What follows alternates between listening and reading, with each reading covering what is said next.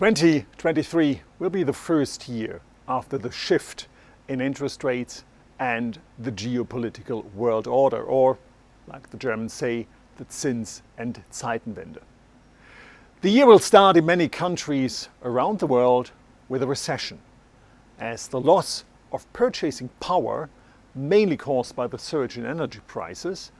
and the tightening in financing conditions caused by the interest rate hikes by the central banks, will undermine economic activity. In the course of the year, we will think that the situation will stabilize, as the peak in inflation likely will happen at the beginning of the year, and with that, central banks do not have to tighten monetary policy in the same way as they did before. So we expect that the Fed and the ECB will stop their hiking cycle in the first half of 23, with rates at 5% for the key interest rate for the Fed and 3% for the ECB. In the course of the year, nevertheless, the central banks will continue to tighten the liquidity situation,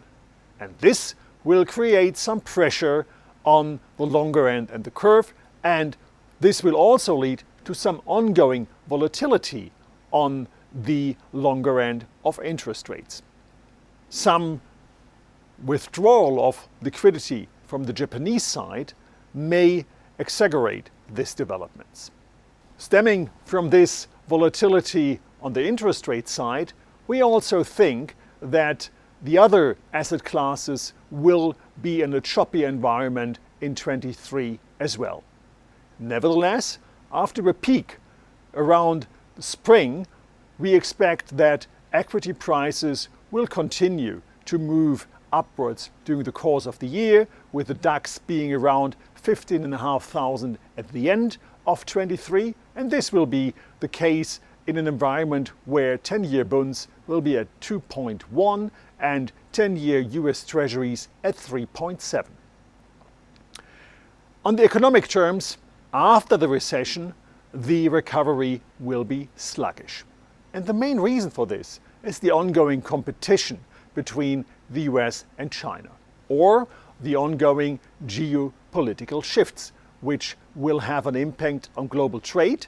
and will not allow that some stimulus from countries like China will spread through to the rest of the world. Therefore,